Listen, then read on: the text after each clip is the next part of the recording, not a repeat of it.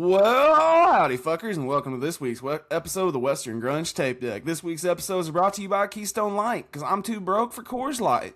Bad decisions, as always, and the upcoming Battle of the Bands at Buffalo Run Casino on June 20th, June 26th, and July 10th. More information about that to come later on in the episodes. But for right now, I'm joined by self-appointed CEO of photography, Mr. Lane Battles, and Kota Lewis from Kota Lewis and the Flyers. How are we doing today, boys? Hey, doing good. Amos is joining the party early tonight.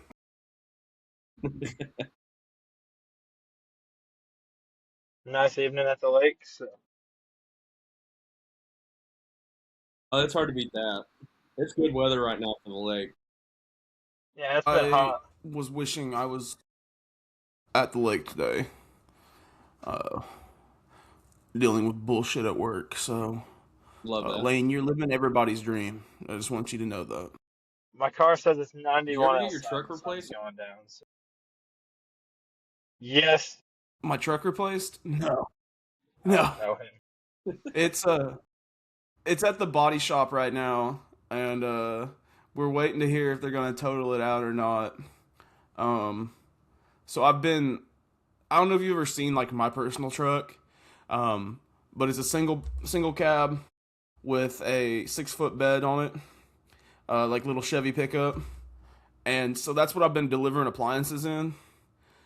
And so today I had a fucking side-by-side refrigerator like laid down in the back of it because I was hauling that down the road.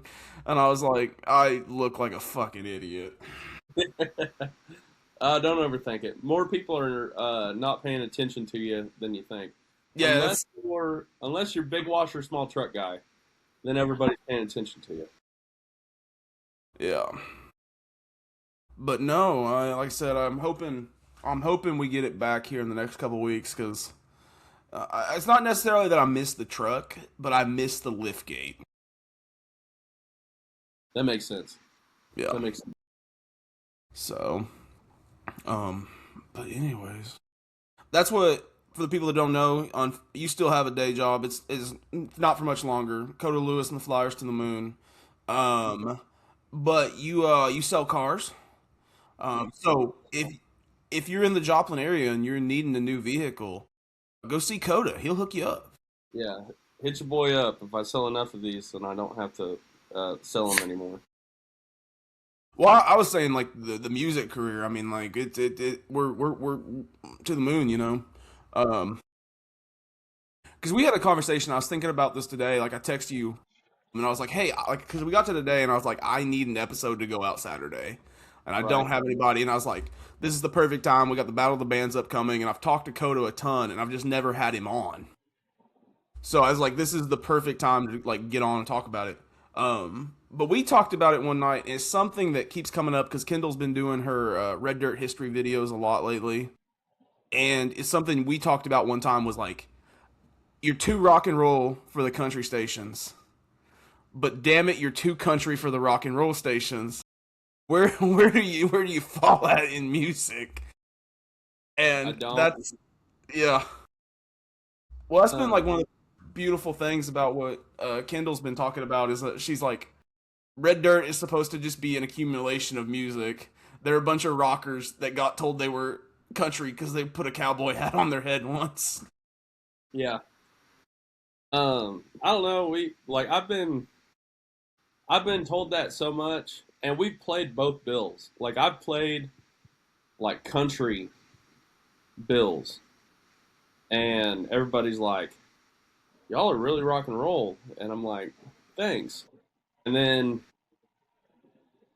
I'll play like a hard rock bill, and everybody will be like, I like that country thing you got going on. And I'm just like, but both groups say it as just like a backhanded compliment.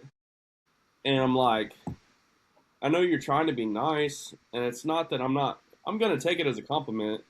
Because anytime anybody's like, I really like your music, and it's something you wrote, you recorded, you know, you spent all this time putting everything together, it feels good.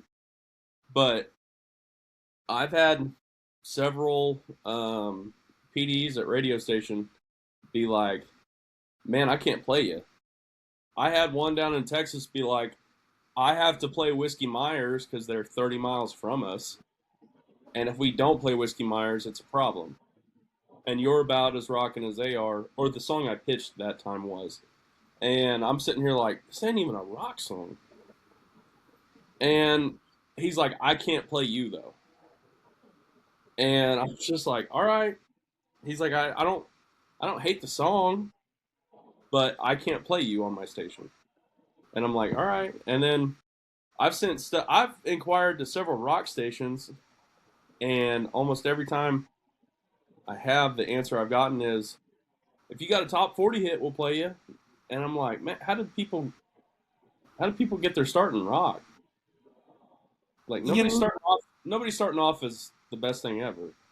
You know, and that's the one thing I've started to realize as we've started to walk this fine line of like, what even is country anymore? What even is rock and roll anymore? Like, where are the boundaries at? Is that I've realized that there are bands that I've never heard of that can sell out a stadium. And for example, that was I can't even pronounce it. It's like Tasiki Trucks Band, or if you ever heard of them, they're on the tour with Whiskey Myers a lot. They're on tour with oh my god, Charlie Starr is the front man. It's God Lane. They were at Born and Raised second night before Cody Jinks. Blackberry Smoke. Oh my god. Yeah, I was almost there. They're on tour. They're on tour with like all these bands that I know, and I'm like, I've never heard of these people.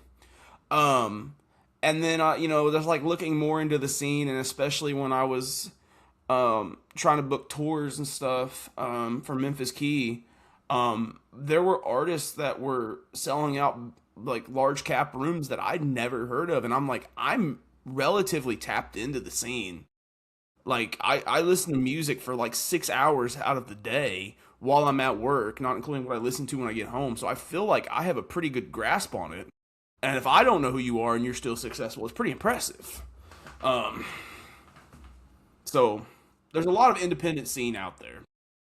Yeah, I would 100% agree with that. I don't know. Nobody's ever going to put us into a country conversation, and nobody's ever going to put us into a rock conversation unless we kind of, I don't know exactly how to put it. Fly under the radar, I wouldn't necessarily say is probably how it should be phrased, but that's how it felt whenever.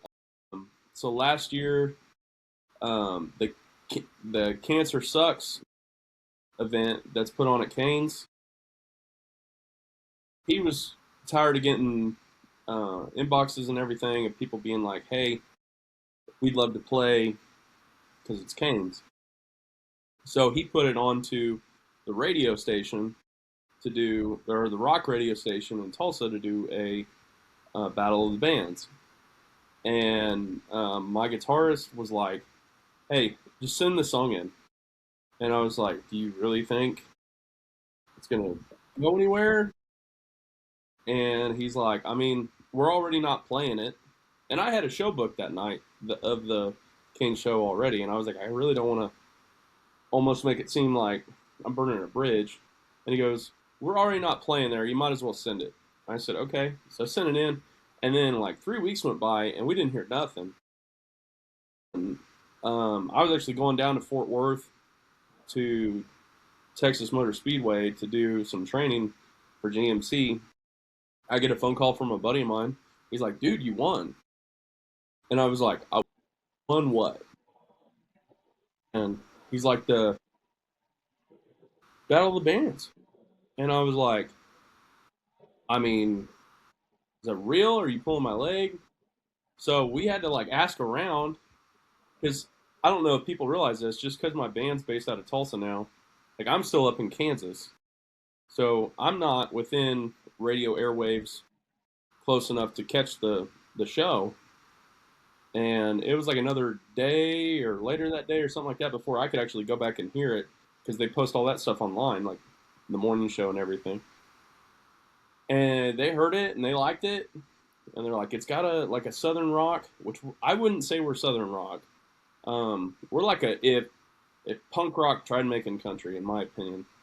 Because if you go back and listen to my first album, which we're gonna go back and touch up a little bit, actually, like some of the stuff we were doing on that was like Foo Fighter stuff. So this is Western grunge tape deck. I'm not a grunge fan. I'm just like, it's so sociably like cool to be a Nirvana or an Alice in Chains or Pearl Jam fan. I think you could. I don't know if you could quite throw Stone Temple Pilots in there, but I think there's like parts you could. I think it's kind of eh. I like listening to Chris Cornell sing, but like, and Spoon Man's catchy, but it wasn't my thing. I grew up with like '80s music, like hair bands. Like whenever I picked up a guitar, I wanted to be Mick Mars from Motley Crue. But what really gravitated towards my music was like dad rock. So like Foo Fighters. There's a lot of Foo Fighters influence on our first album. There's a lot of Nickelback now, and some Saliva. Like if you learn to play Tell No Tales, like you'd go, this could easily be a Nickelback song. If you beefed up the drums a little bit and beefed up the bass, just a tad, it would sound, and then had Chad Kroeger sing it, it'd be a Nickelback song. I just wasn't a grunge fan, so I didn't call our stuff Western grunge. I was like, it's yeehaw toxic rock. Yeehaw toxic. I was like, this fits me more. I want to be in the group because I have nowhere to belong. We had to fly under the radar, and the band that got second place at that Kane show is a metal band, like actual metal music and like some hard rock, and they put on a great show. They were the openers, and then we get up there and we got boots on and pearl snaps, and it's where everybody told me, they're like, man, I like that country thing you got going on, and I'm like, thanks, man. I think. And then Randa played next, and then Josie Scott gets up there, and I was like, we don't fit in here either. Like, so I was really brainstorming about that time. I was like, I got to figure out how to pay my own lane. And I was talking with my drummer driving home from Tulsa, and I was like, man, I think Yeehaw Toxic Rock kind of describes this a little better. Because I don't fit in. Now, Kota, I know technically speaking, both of us are southeastern Kansas boys. I grew up in Coffeyville and was on my way to Oklahoma State until I found out that I lived 1 mile over the line, and that was unacceptable to get in-state tuition. And so to save $4,000 a semester, my dumbass headed up to Kansas State. But I've always claimed Oklahoma. Even back before I didn't go to OSU, when people asked me where I was from, I always said I was from Oklahoma because I did everything but go to school in Oklahoma. I still went to Field Kinley, but like anytime we went somewhere, we were going down to Tulsa. That's where I got my gas at. That's where I spent my time at, was in Oklahoma. So I've always felt like an Okie. So, and like I tell people a lot of times, like we talk about Red Dirt being like a very regional sound, and to some extent it is. But it does reach its veins up into here. I mean, there's a couple Red Dirt bands out of South Coffeyville, like Two Steps Back. I don't know. Back. Yes. My mom was a school teacher for 35 years, just retired this year. Shout out mama. But she taught one of them in class back when she was a kindergarten teacher. So she's a big fan. But like I always feel like I have that like Red Dirt influence, especially in like my music listening, because I was not a grunge fan until college. I had a roommate I was living with, and I was listening to, I can't remember what I was listening to. It's probably like Ragweed or some shit. Just like letting the Spotify play, whatever. And I remember she goes, this sounds a lot like grunge. And I was like, no, this is red dirt rock. What are you talking about? And then I started listening to like Nirvana and Alice in Chains. I was like, yeah, I can hear the influence there, you know.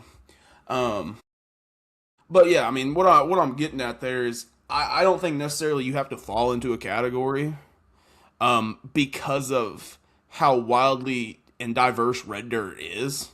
That we're close enough. You just call yourself a Red Dirt band and move on. I mean, because there's no categories even in Red Dirt anymore. I mean, you look at the Boys from Oklahoma tour this year. You had the Great Divide, who are a good classic country rock band. Shane Smith and the Saints, who are Texas Turnpike. I mean, I love Shane Smith and the Saints, and they have their own identity and everything. But that's how you would describe them. And then Wyatt, who has gone to Appalachia and picked up all these different influences, traveling the world, meeting people. I mean, he's doing his own thing while incorporating Red Dirt into his music. And then Turnpike, who a lot of people don't realize, but like Turnpike has heavy bluegrass influence in them. And like I never heard it until somebody was like, Evan's a big bluegrass fan, right? And a lot of Turnpike has bluegrass. And I was like, oh no, what? And I heard it. And then finally you get to Boys from Oklahoma and your last act is Cross Canadian Ragweed. And they're a rock and roll band. I mean, there's no other way to describe them. There's not a country bone about them. But for whatever reason, back in the early 2000s, they kind of got the same treatment as you have, where it's like, you're too country for rock, but you're too rock for country. So, yeah, I I'm to the don't disagree with that at all because, well, especially when we first started, like when Spencer was alive, like he was not a good bass player. He was a great entertainer, and he would tell you, "I don't care about playing the bass. I want to put on a show for people." And I'm like, I understand that, but to put on a good show, let's learn how to play the bass, bud. And so he worked really hard, and he took a couple classes, just so he could figure out like a few cool things to do. And then his priority was, my fingers are going to be where they're supposed to be. I have no idea what note I'm playing, but my fingers are in the right spot. And these people will have a good time. Come hell or high water, by the time the show's over with, they will be having fun with me. And that was his only priority. That might be like the most Omar coded shit I've ever heard. Like, I don't know anything about playing the bass, and I could not tell you if Omar's a good bass player or not. But damn it, when you go to a Silverado show, you go for Omar and Omar only. I'm kidding. I love all you boys. I know sometimes you listen to this. Don't think I'm just an Omar stan. Yeah, but he was all about having fun and having a good time, and that was his priority. And I was like, okay. And at first, man, I gave him a lot of, because him and I were best friends for 20 years. I gave him a lot of like pushback on like, hey, you gotta be like, I kept trying to push him to be like a better player. I don't know, the last 3 months we were running hard before his accident. I was just like, man, he's doing so much from the entertainment standpoint. Why don't we just make sure he's got like the key parts down he needs to have down, and I just let him do his thing. So that last 3 months, I was just like, I don't even care. You do your thing. You know where your finger's supposed to be, because we were implementing a couple new songs and a couple new things at that time, and he ran with it. And he was just like, the thing was, he wasn't sure exactly how this was going to go. Not a lot of people know this in the music scene. A lot of people know it that I sell cars to because it just kind of comes up as a talking point. But I accidentally started my band. Completely by accident. I told him, I was like, you're going to learn to play bass. I got my guitar in these songs, and we're gonna practice it out. We're going to go do duo shows, just me and you. And then maybe we run into a drummer, maybe we run into a guitarist. We'll figure it out. But if we don't start, it's not going to happen. And so, like, the next day or the day after, I was putting up flyers, which is not where the name comes from, for a name and at my store, and then next door at my motorsports store. And I walk in and I talk with this salesman in there, and I kind of tell him a little bit, and something in the first spiel must have caught his attention, and he was just like, "So what are you doing?" I was like, "Well, I'm teaching my buddy to play bass, and I play guitar, and I'm trying to do this, and maybe we go from there. I'm just looking for a name right now." And he goes, "Well, I play guitar, and my finance manager, he drums. So we got together and jammed, and all of a sudden I had a band, completely by accident. And, we've had some moving pieces in and out and everything, but after like our second or third practice, it was still just kind of a jam. I was like, I think the only way I'm going to get these guys a little more serious about this is if I book a show and put a little pressure on them. Because they were good players, but having to learn 2.5, 3 hours worth of music, it's a lot. And they kind of wanted to just jam, and I was like, we got to get serious. We got to present a show. So I booked a show for 2 months out. I was like, we're going to have about 6 to 8 practices. And about the time I booked the show, Spencer's DUI came back up from like a year and a half, before COVID hit. So he lost his license for 30 days, and somebody had to drive 45 minutes one way to pick him up, bring him an hour over to practice, or 45 minutes if it was at my house, and then take him home and then come back.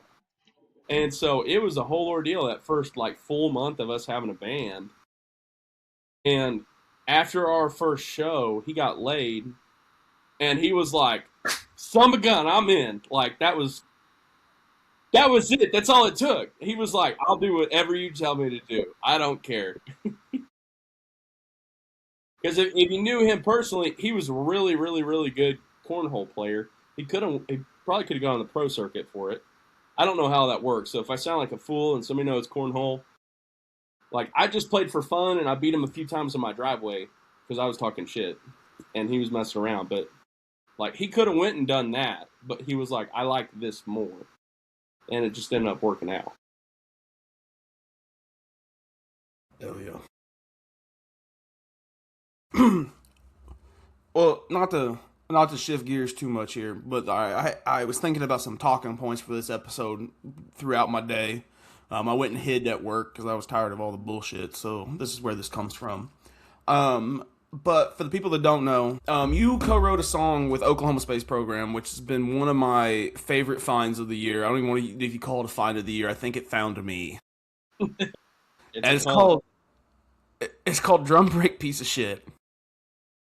And this came up on Twitter the other day, and this guy, Brad Luttrell, he made a comment about who is going to make it to space first, Oklahoma or Alabama Samurai, which he has a song about, or Alabama Astronaut.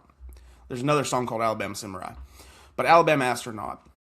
And I had to comment, and I was like, listen, I think Alabama might beat us as much as I love Oklahoma. I said, because we're unfortunately still trying to figure out drum breaks down here, all right? So if you want to talk a little bit about, I guess not only writing with Oklahoma Space Program, because to me that feels like the next Tulsa supergroup with John Fulbright playing keys on a few songs, and I don't remember all the guys' names in the band, but they are a tight, solid band. I love them. So writing with them, and then what goes into your own writing? Man, so I'm actually getting to go redo that or do that writers retreat again, but I got invited to that and wasn't entirely sure what to expect. It was my first time really writing with anybody else, and I'm I'm a leader person, but in my opinion, a good leader knows when to follow as well. So I was like, I'm just gonna get in here where I fit. I think I think the night we wrote that, I was just kind of talking with Steve, and he was like, "Hey, you want to go for a ride in the Jeep? Because Zach's got this sweet Jeep, dude. It's like an '84 two-door Jeep. It's orange. It's beautiful. They use it for their advertisements." Um, he's like, "Let's go for a ride." I was like, "Okay," and we went down to the dock, and he goes, "We might ride, we might not. Let's just go." And we go down there, and we wrote this really sad song. I can't remember the name of it now. I got it tucked away in my songbook still, and it was beautiful, but it was sad. It was, kind of along like a Broken Window Serenade kind of vibe, but with like Steve Hamby at the reins. Oh, it was beautiful. And then after that, he was like, "I don't know if we got anything else in us," and I don't know if it was Zach or Steve looked over at the Jeep and was just like, "That drum brake piece of shit. Oh, I can't believe it's gone this far." Something like that. And we just laughed. And Steve was like, "Let's write that." And I think one of them had it written down, just that title in one of their songbooks, and the other person was just like said it. And so we sat down and we wrote just a couple lines. I wouldn't even say we finished the song, but we just kept. It was kind of like a Boys from Oklahoma song where we just kept saying lines, and it just kind of came out, and it was hilarious, and we were having so much fun with it. And we are like, "Oh, it's got to have this rocky groove, kind of like like picture BC and the Big Rig playing this." So that's kind of where that one came from, and it was so fun just to be included with those guys, because Steve, Zach, Gus, like, I have so much respect for those guys, and I love them. And listening to their perspectives on like a lot of little things, it was just cool to be in that room, because that was a totally different writing style than what I do. And so I was just like, if I think of a line, I'm going to say it, and if it fits, it fits, and if it doesn't, it doesn't. There's no like, nobody's trying to step on anybody's toes or hurt anybody's feelings, but we're trying to just get the best song out we can. And then the cooler song, in my opinion, that's kind of like an anthem, like a Boys from Oklahoma, or even an Oklahoma Space Program song. Like, it's just like it's a fun banger. When we wrote 42 Feels Like 29, the next night, we were in a different room. Oh, Lane kicked off again. We were in a different room this time, and just kind of coming up with a few different pieces and everything. And at the end of 42 Feels Like 29, we snuck Drum Break Piece of Shit right back in there. And whenever we did that, the room had a great laugh. And we were sitting around the campfire that night, telling everybody our songs we wrote and everything. And our buddy Bryce, who kind of runs the writers retreat, he goes, "Man, that was probably going to be song of the week if you wouldn't have fucked it up with that part at the end." I was like, but that's what makes it fun. And like, Steve gave me a lot of different perspectives on, like, "Hey, dude, I'm not like, I don't know." He's like, "It's not life or death. This is fun. This is something to be enjoyed. This is something to like take it all in, and just be in the moment." And like, being with Zach and Steve and Gus, and all three of them had that kind of perspective. We went riding around in the Jeep, like that ranch we were at had like a big trail out back, so we just went and rode around in the moonlight, and we're just having fun, telling funny stories of stuff we'd done or funny things that had happened. And it was about the experience more than it was trying to get anything out of it. So I haven't really talked about this before. I've talked about Oklahoma Space Program a lot, but it's kind of funny how I found them, or at least I think it's funny. We went into Boys from Oklahoma. Kendall and I did pit all day long. I mean, we were there for over 14 hours waiting in line to get pit because Kendall wanted to be front row. I wanted to be front row. Paid off. It paid off. It was amazing. I got the Turnpike set list. Kendall got her license plate. It was one of the greatest days I think I've ever had. I mean, honestly. But we went back to Brendan and Nanny's, and we crash up there in the office. And they've recently moved out to Nevada, and I'm very sad. I will miss getting some of the best drunken stoned sleep of my. Oh, I shouldn't say that. But Mom, if you heard that, you didn't hear that.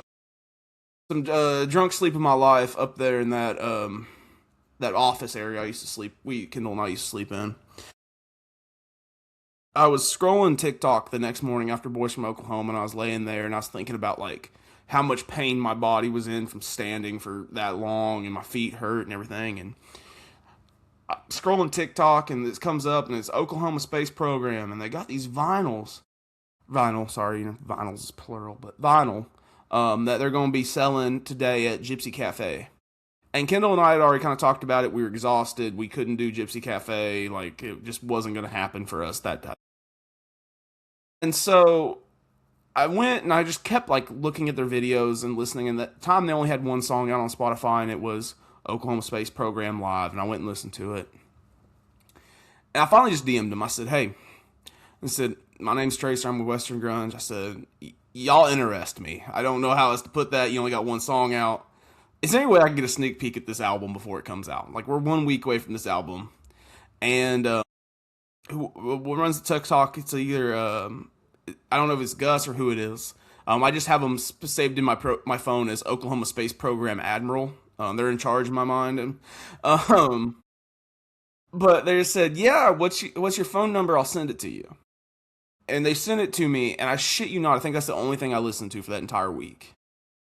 And I waited for top to bottom. It's a great album. It's phenomenal. It's currently my album of the year, and people ask me, they're like, "Was it really the best album?" Like, I don't know if it's the best album. I don't even care if it's the best album to come out this year. It's my favorite, and that's what matters. That's what matters to me.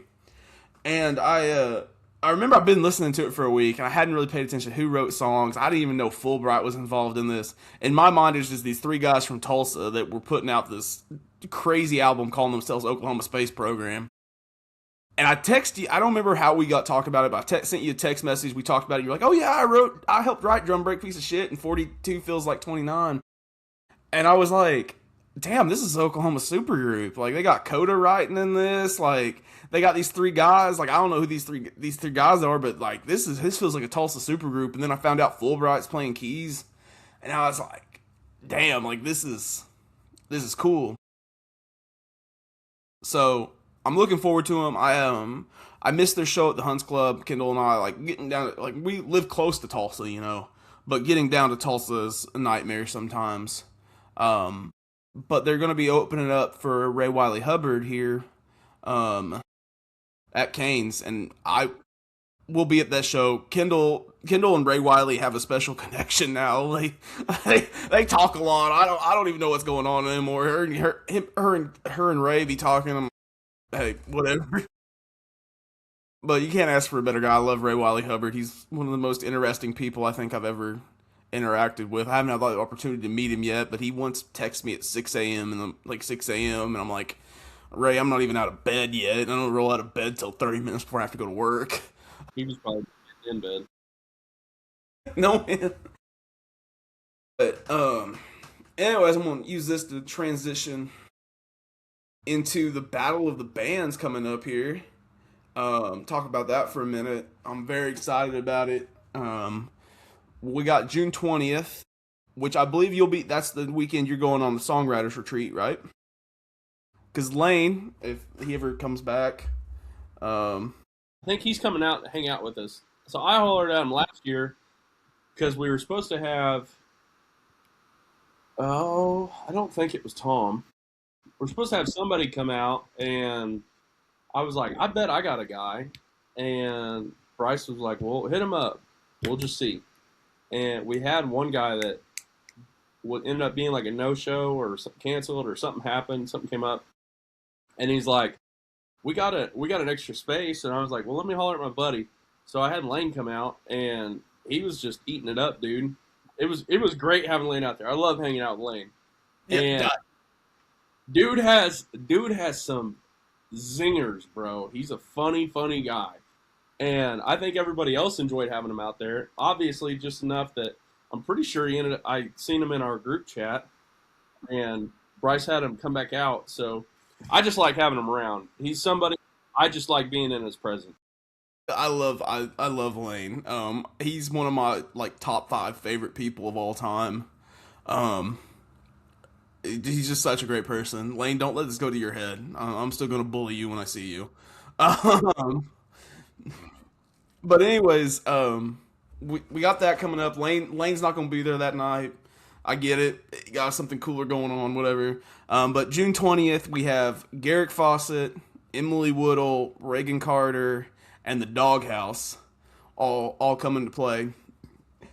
And some might say that I set this up, and some people might be right. But they told me that we could host a show on June 26th.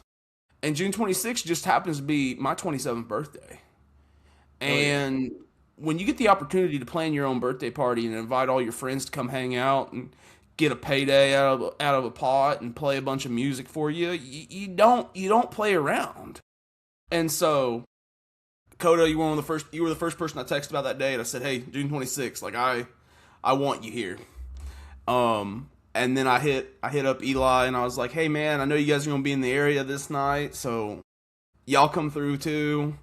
Found Ranson on TikTok, and I was like, "Man, I like your sound. Like, look, come on through." And then Margaret Rabbit, she's a newcomer. She's moving to Tulsa. Lane shot for her a couple times, I think, and Kendall showed me a video of her, and she said, "You got to hear this girl play Heaven Passing Through."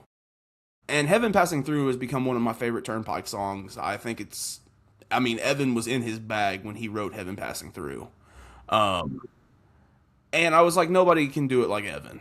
Like, I don't even want to listen to it. And she's like, no, you just need to listen to it.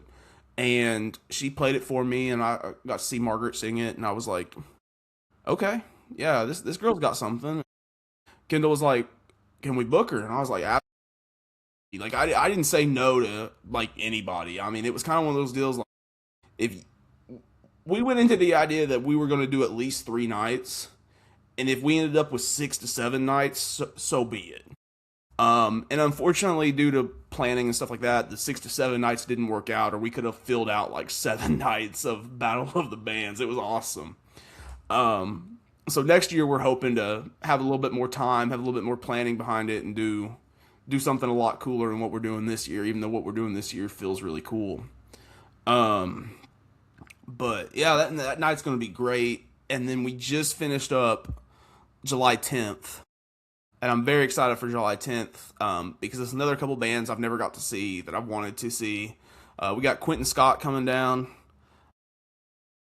I love Quentin. Weird guy, but I love him.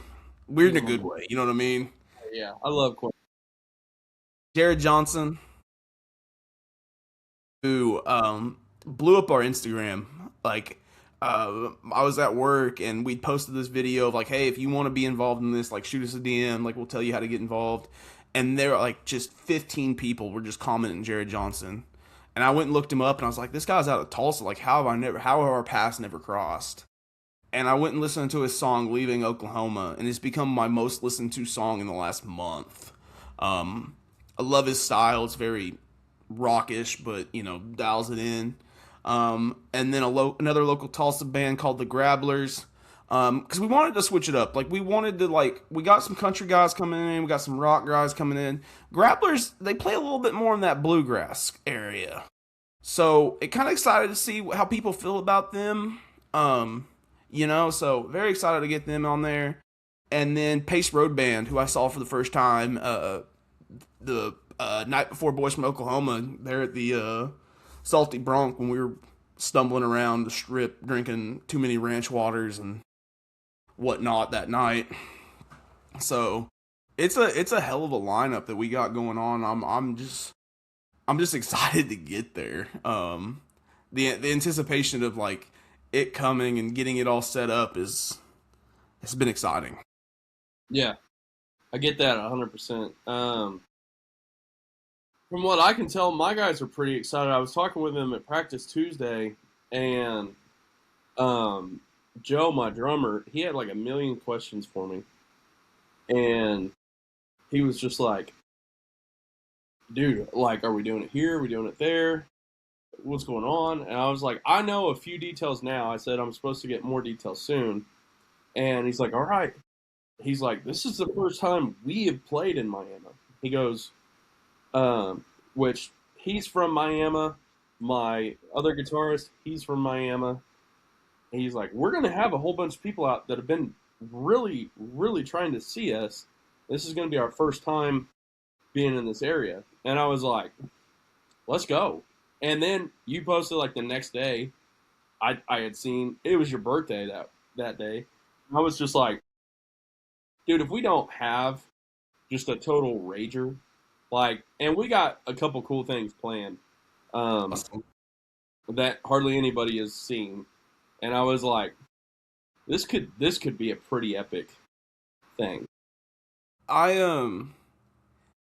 You know, you were texting me the other day, and we were talking and doing different things, and asking me questions, and I was talking to Kendall because it was around the time that I picked Kendall up to go to lunch, and you know, we talking about sound and stuff and everything, and I was like, you know, I am 1000% terrified right now.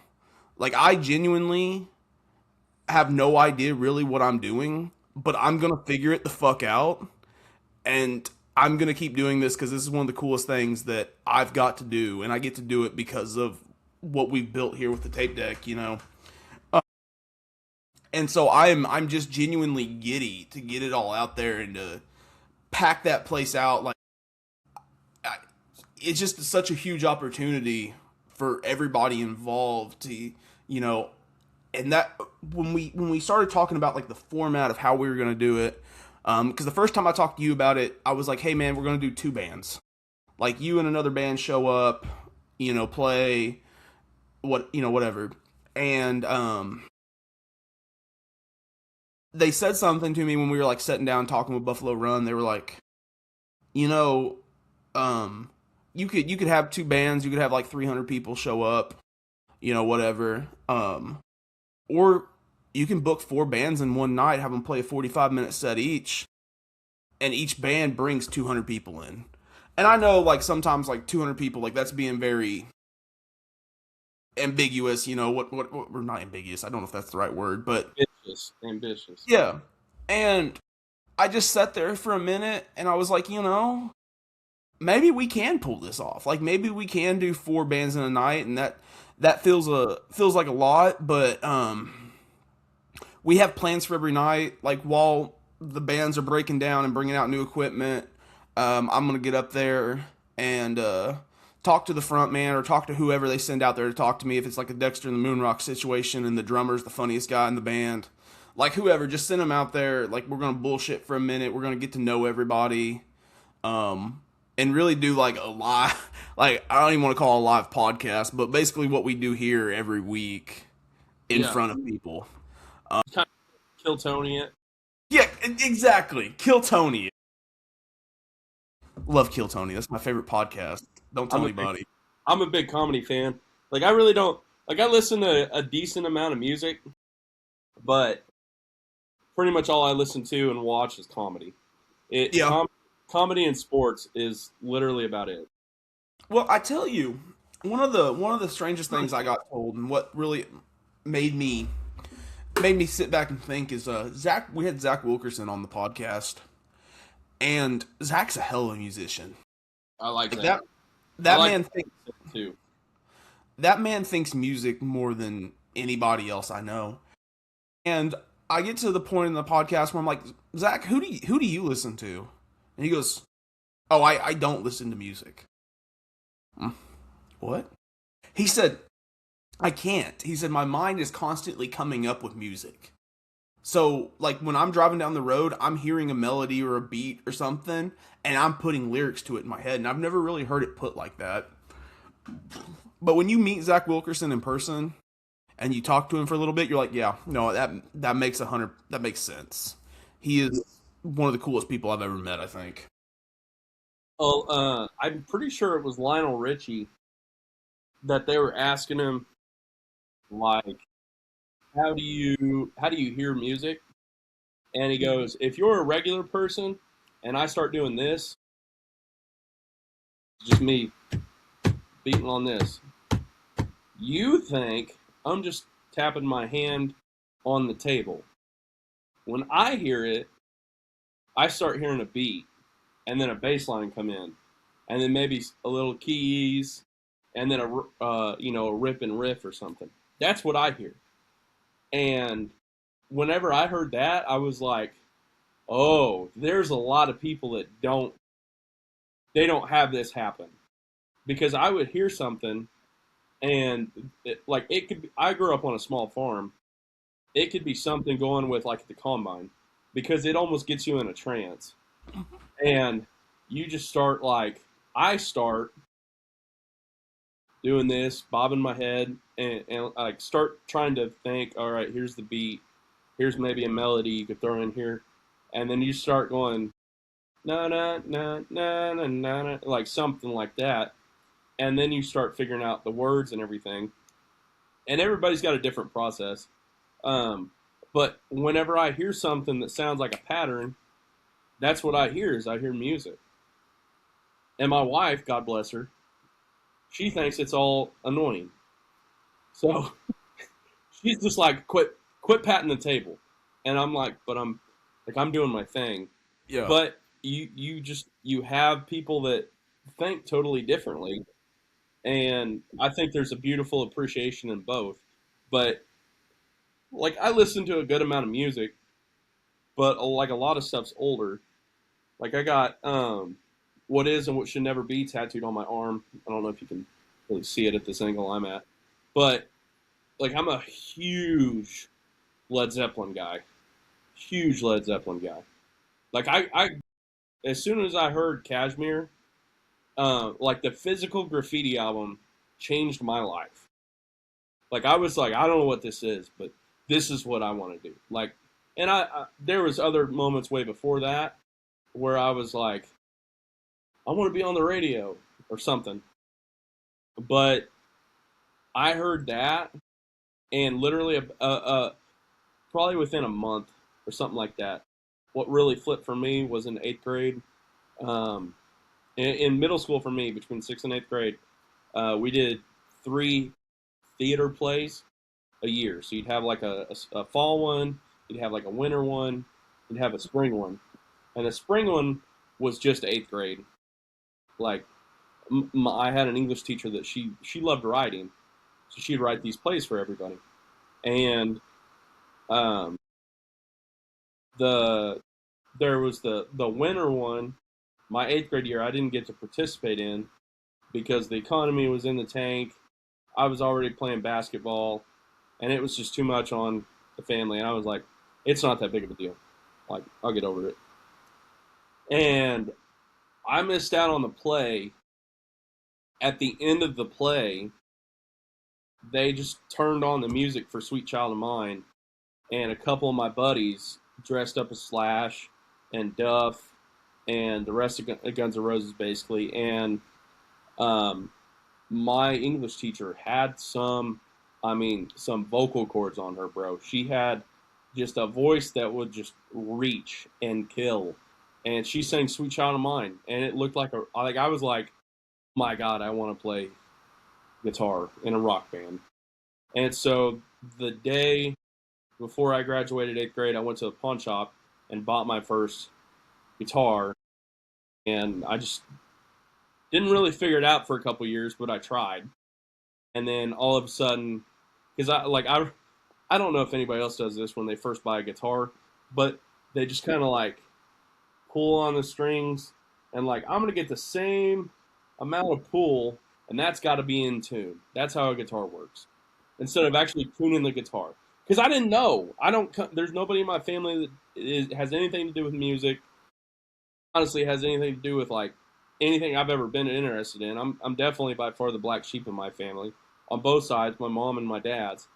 So I was just like, I don't know what to do. And then about halfway through high school, I figured out there's chords, there's tunings, there's all this other stuff. And I was like, well, I found ultimateguitartabs.com, and they were still pretty new at that point. And I was like, well, I'll just learn all these. I love these songs. And then I kind of started playing around with writing my senior year. And I didn't really start writing until about 2017, 2018. So real quick, changing topics here because I was thinking about this day, and what year did you graduate in, Kota? I graduated in 13. Oh, 13. Okay. Well, I graduated in 17. And you went to? Did you go to Lebec County or did you go to Parsons? Yeah. Lebec County. Okay. So we're from like the same general area of the world. I got asked about you the other day by somebody if I knew who you were, and I was like, oh yeah, like I know Kota. And they were like, you went to high school with him, but I'll tell you that off air. But anyways, sorry, back to what you were saying. I had to ask that. I didn't know how close in age we were. If we were in like the same, like graduating class or anything like that. No, I'd kill to be 27 again. Knowing what I know now about music and everything, I don't think a lot of people know this. If I'd have grown up, so I only grew up, relatively close to about 20 minutes from Oklahoma. Where it'd probably take me a little longer than that, just with stop signs and speed limits and everything, to get to Oklahoma, but relatively close to about 20 minutes. And my best friend growing up, he was about 12 minutes. And if I would have grown up less than an hour south, even probably 20 minutes south of the Oklahoma state line from where I did grow up, as soon as I graduated high school, I guarantee I would have moved somewhere towards music. I didn't have any idea about it.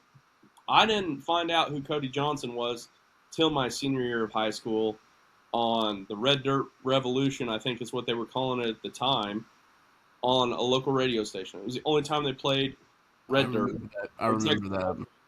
And I was like, well, this ain't Jason Aldean. Because I know he catches a lot of hate for the 808s and everything in his music, but I am a Jason Aldean fan. Like, I liked how rock he was. I bought a jumbo guitar because I've wanted one since I first seen him play one. I am a huge Jason Aldean fan. I'm not gonna fangirl like some people will, but I've listened to so much of his music, it's not funny.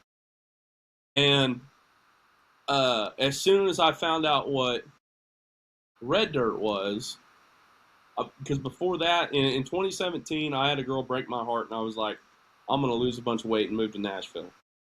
And I lost a bunch of weight, but I never moved to Nashville to write. About the start of 2018, I was like, hey, there's this whole other world I didn't know about. Conveniently enough, I actually went and seen Cody Canada play at, I think, what's now called the Yoke in Coffeyville. It was something else before it was that. When it was something Dirty's Tavern. He played there. And I was like, what's this? I ran into some old buddies of mine, and I was talking about Cody Johnson, and they're like, wait, have you heard of Cody Jinks? And I was like, well, who's that? So I looked him up, and I was like, Cody Jinks, Cody Canada, Cody Johnson. I was like, my name's Kota. Maybe this is what I need to go do. And maybe I need to go more towards this path because I loved the writing better. It all didn't sound the same.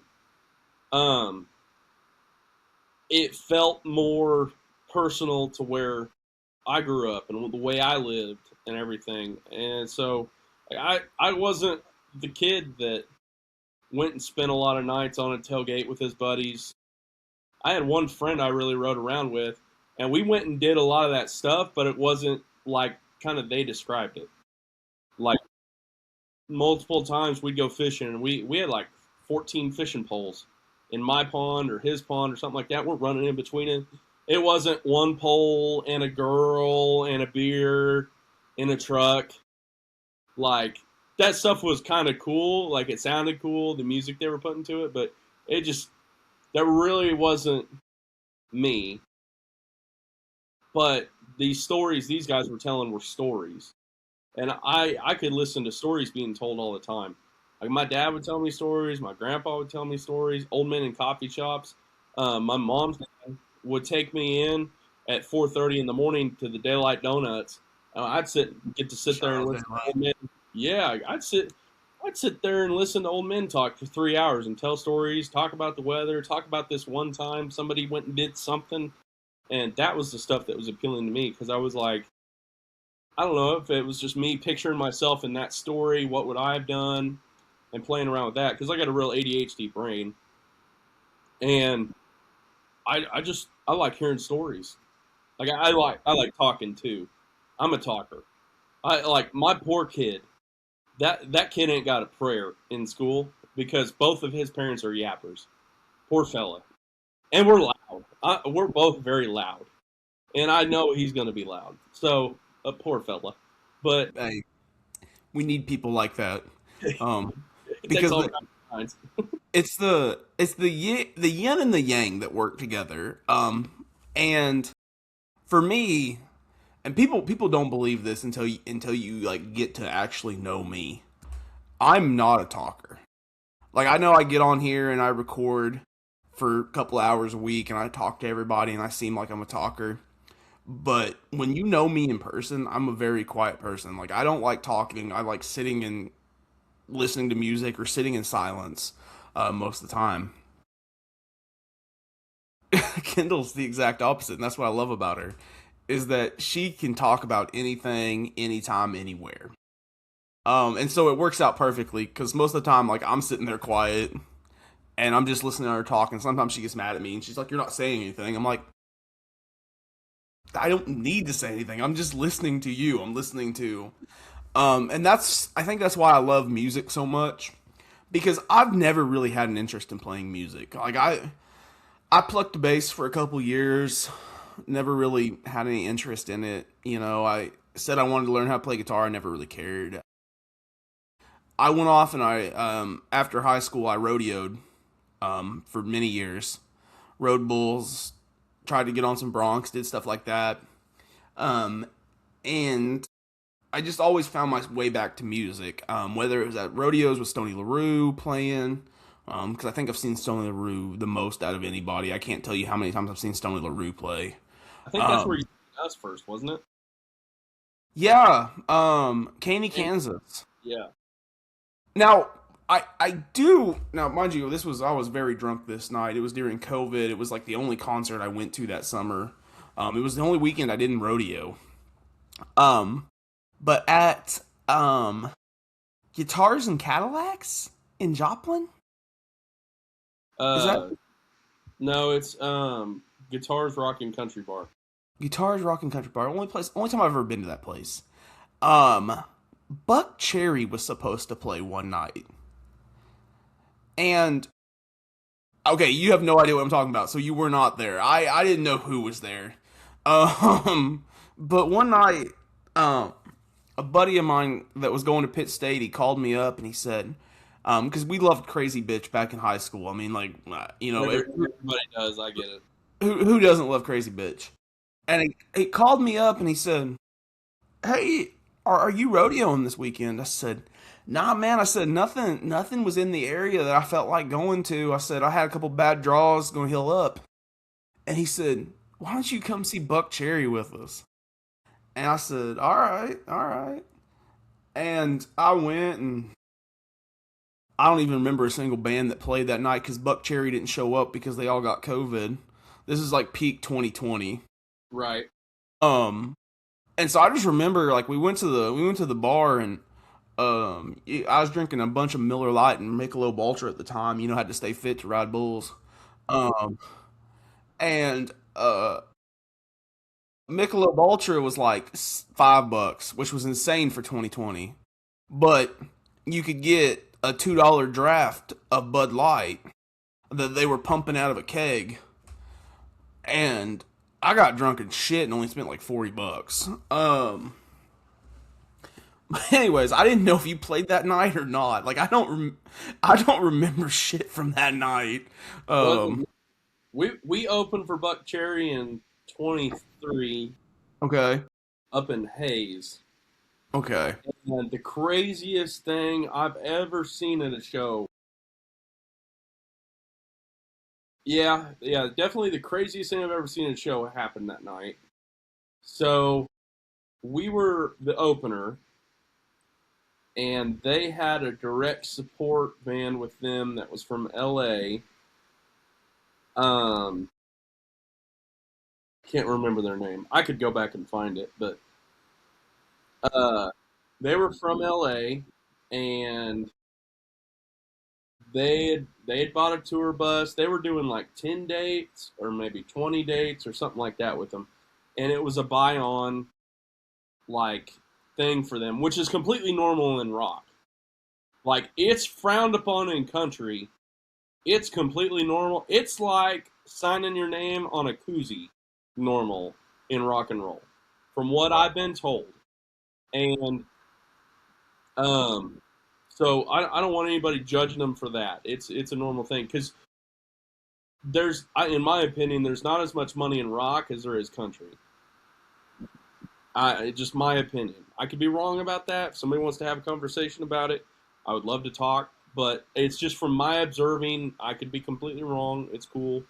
I'm going to say something real quick, and I just want this to... I've studied the music industry for the last solid 2 years. Like, I've read all the books they've told me to read. I've talked to all the people they've told me to talk about. And the most important thing I've learned is that bands don't make money. Nobody's making money until you sign your name on that contract with what I call the devil, which is corporate Nashville corporate record labels. You don't make any money, and even then, even when you sign that name, unless you're, like you said, top rock 40, you're not making anything. Yeah. So go on. So we played this show and we're hype.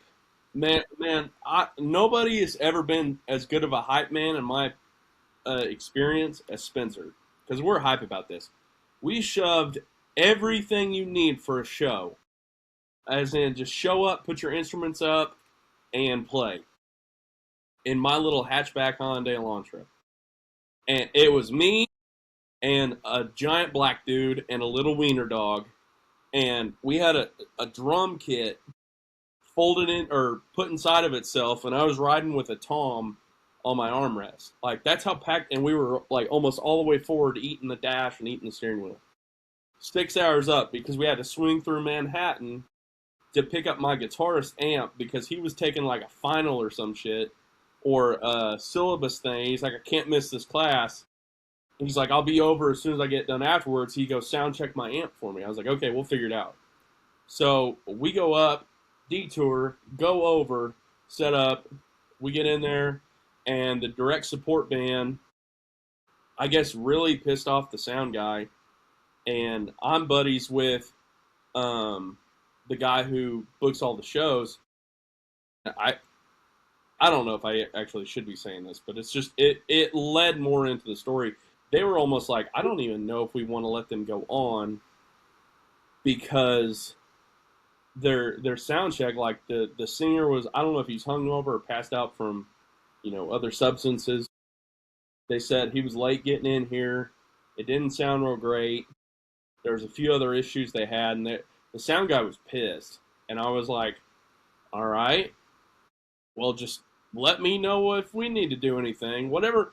Because I'm a big, I never want to be a burden on anybody in anything I do in life, because I feel like I've always been a burden on people. I have abandonment issues.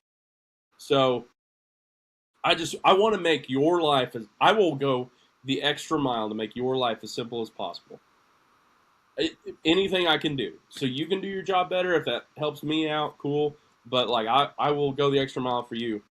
So we get up there and do our sound check, and we go back and check into the hotel afterwards, and we show up, We play our set. We killed. I had a guitarist playing for me at the time that had the coolest version of the Star Spangled Banner. I've still yet to hear. Like, it's gnarly, dude. And he's an awesome dude.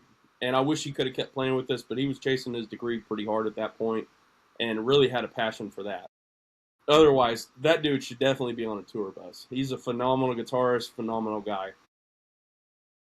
So we play our set. I come off stage, or we get all of our stuff off stage. I come off stage from that. We load everything up in the car, and we meet a couple fans. I think we signed some chests. We took some photos, rock and roll stuff. And I just wanted to hear what the direct support band sounded like. So my lead guitarist and I go upstairs because it was in a theater, and we just found like kind of an open spot. And we sat down and we watched their last song, and it was, I don't know, it was just weird. They kind of close out, and didn't seem like the crowd was kind of getting it all the way, vibing with it. And the lead singer was he was really, really skinny. And he went from one side and was like, rock and roll, and went to the other side and rock and roll, and he almost fell into the pit. There wasn't really a pit, but he almost fell off stage on the second side. So he leaves stage. And now it's guitarist, bass player, drummer jamming. They're doing their outro. Normal thing. And I was like, okay, this went great. And I don't know what was said. I don't know what looks were given because I'm just a little too far away. But the bass player, who was from Brazil and worked at the Guitar Center in LA, that's like the big one, took his, what I imagine was about a $4,000 bass, from what I was examining up close, for sure a $2,500 bass, picks it up over his head and launches it from like right next to the bass or the drummer into the middle of the drummer's lap. Drummer didn't see it coming. Drummer was from France, little quiet guy, cool conversationalist, but didn't say a whole lot. Launches it in the middle of his lap. I don't know if you've said you plucked a bass. You know about how heavy they are. Yeah. Most people don't understand. A bass is a hell of a lot heavier than a guitar. But anything that hard that weighs 5 pounds or more coming at you, if that hits you in the head, it's going to, 1, hurt. 2, it could cause some damage. He launches this bass, ends up in his lap. Drummer keeps drumming. Guitar player keeps shredding. Bass player walks off stage. And then I look at my guitarist and I was like, what the hell just happened? Was that part of the show? Because if it was, cool. If it wasn't, I got a lot of questions. And then we look back down at the stage because I'm looking to see, all right, are they about done? How's this drummer going to react? And it looked like Ray Lewis came in from the side. It was the bass player and form tackled the whole drum kit. I don't know if you know what a drum kit costs, but it's a lot of money. A lot of money. Like, I bet that guy's kit was $4,000 to $5,000 because it was a really fancy kit. I'm pretty sure it was like a Gretsch or something, and he had some nice cymbals. That stuff's expensive, and they had a show the next day. You can't exactly replace all this stuff, but he form tackled that whole thing, and the drummer, like, he somehow missed the drummer, form tackled the whole kit, somehow didn't break his bass, and the drummer's just sitting there like, what the fuck just happened? Threw his sticks in the air and walked off madder than hell. Guitar player still shredding. And then just finally kind of closes it out with a couple of held notes. And then looks at the crowd, waves, walks off. And I was like, what? And this happened way quicker than what I just explained. And I was like, I've never seen anything like that. And that looked more malicious than part of the act. Whenever we were outside finishing up, closing up some stuff, I heard the drummer talking, and he was like, I don't know what just happened. Which tells me this was not planned. Something happened. And I was just blown away that you guys would do this in the middle of a tour. 10 days, 15 days, 20 days, whatever it was. You guys paid a lot of money to be on this tour. Nobody worked your merch booth, so you didn't make any money that way. You don't get paid for the ticket sales. And you put on that performance. What just happened?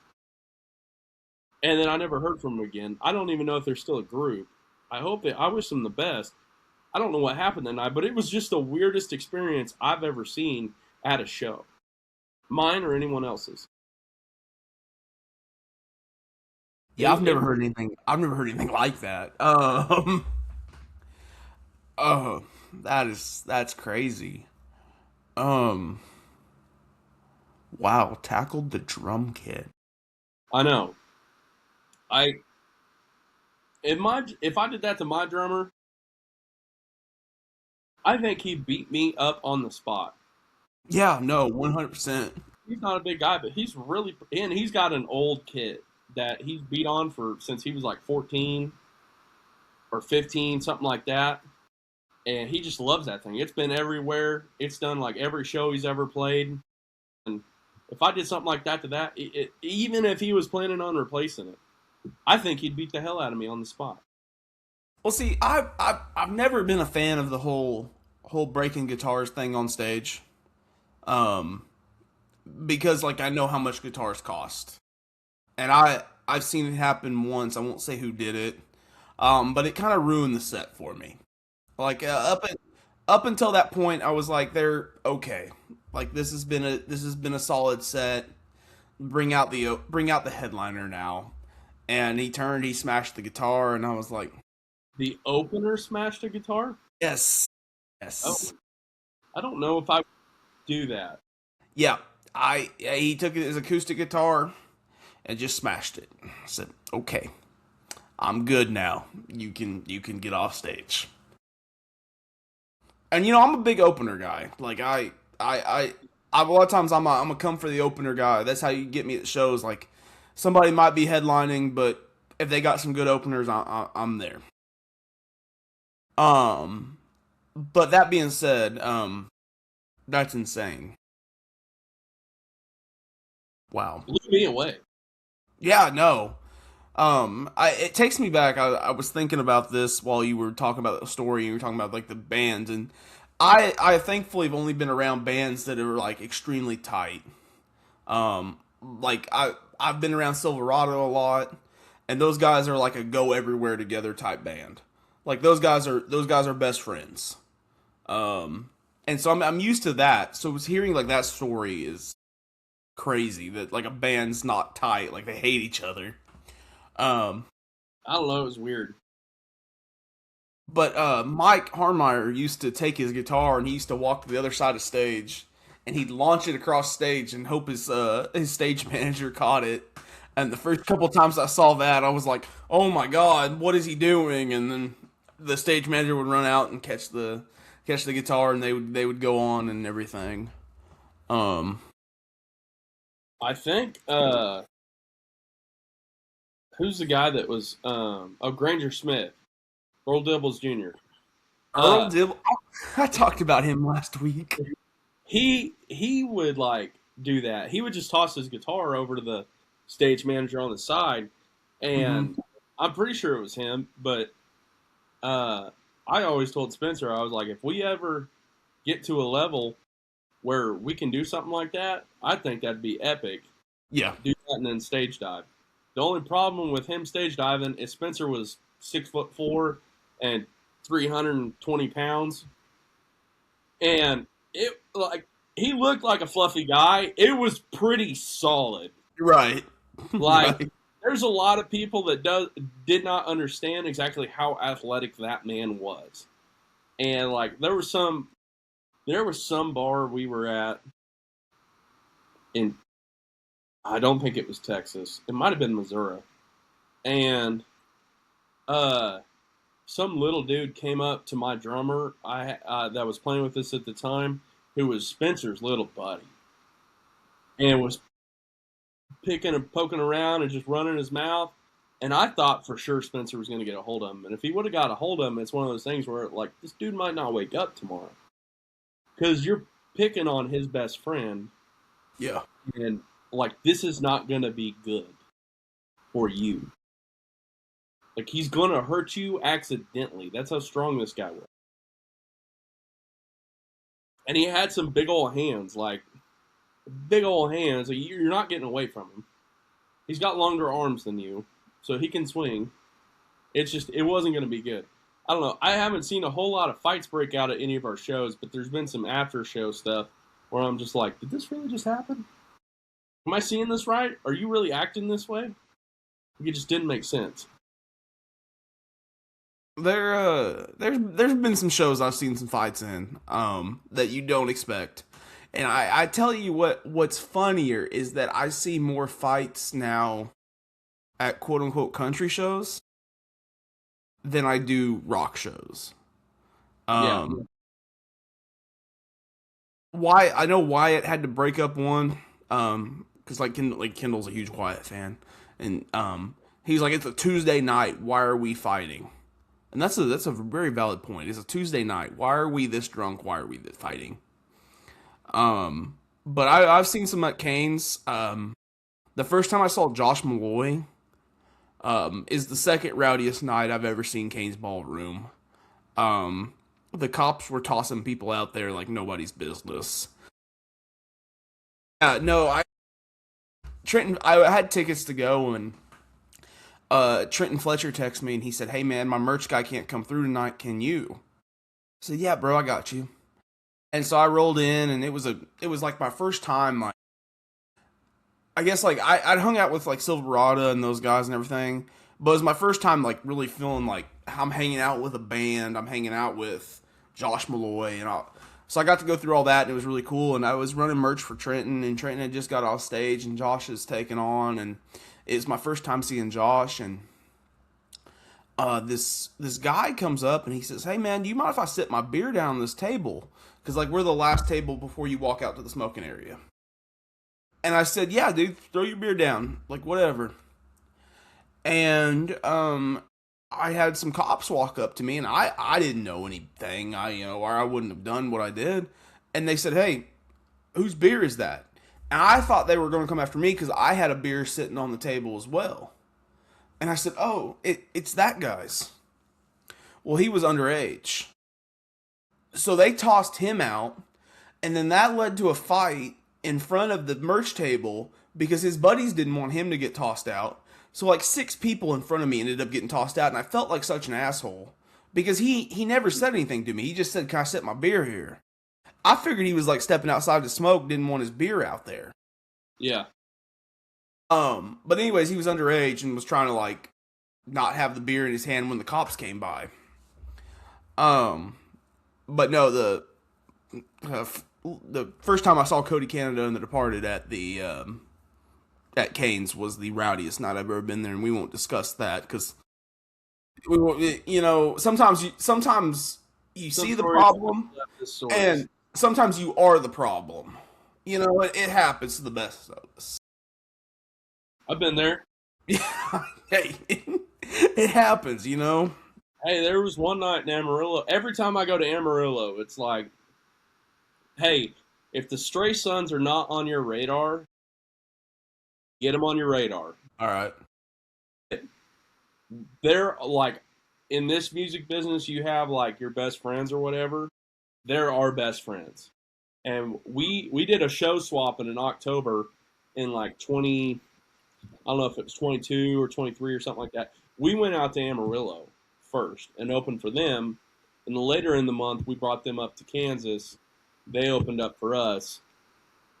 And when we went out there, I came off stage and they said, "Hey, Kota, you got a $100 bar tab for your band."